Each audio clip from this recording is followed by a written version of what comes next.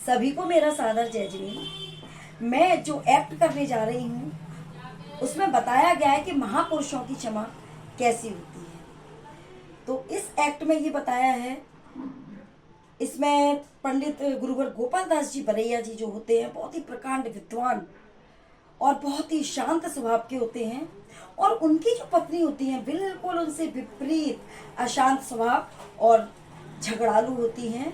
तो आप देखिए कि हमारे महापुरुषों की क्षमा कैसी होती है।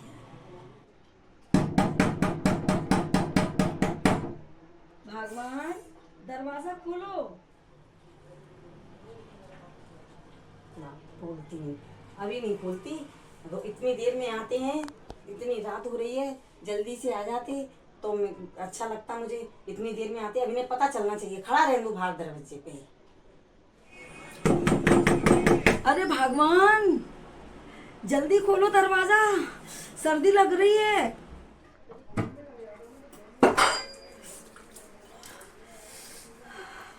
अब तो पता चला। वाह भगवान वाह, क्या बात है। पहले तो आप गरजती थी, आज तो बरस भी गई, क्या बात है।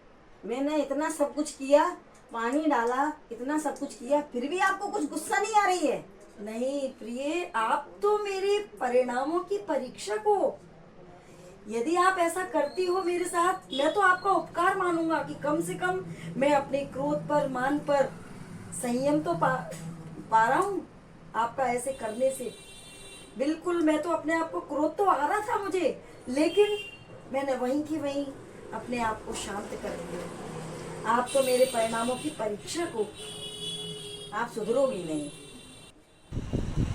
रहे भावना ऐसी मेरी, सरल सत्य व्यवहार करूं, और बने जहां तक इस जीवन में औरों का उपकार करूं। बने जहां तक इस जीवन में औरों का उपकार करूं, औरों का उपकार करूं। धन्य हो आप, धन्य हो। इतने पे भी आपको इतना गुस्सा नहीं आ रहा, बिल्कुल भी। धन्य हो आप, धन्य हो, धन्य।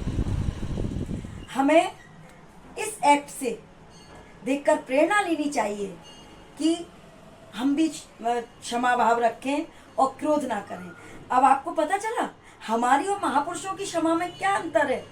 हम तो जरा सी गलती पर भी हम किसी को ना क्षमा कर पाते हैं और ना मांग पाते हैं क्षमा, लेकिन हमारे महापुरुष देखिए, इतने इतने उपसर्ग आने पर भी हमारे महापुरुष डिग नहीं पाते। आपने सुना होगा पार्श्वनाथ भगवान पर कमठ ने कितने उपसर्ग किए, लेकिन कितना क्षमा भाव उनके अंदर था कि इतने उपसर्ग के बाद भी उन्होंने कमठ को क्षमा कर दिया।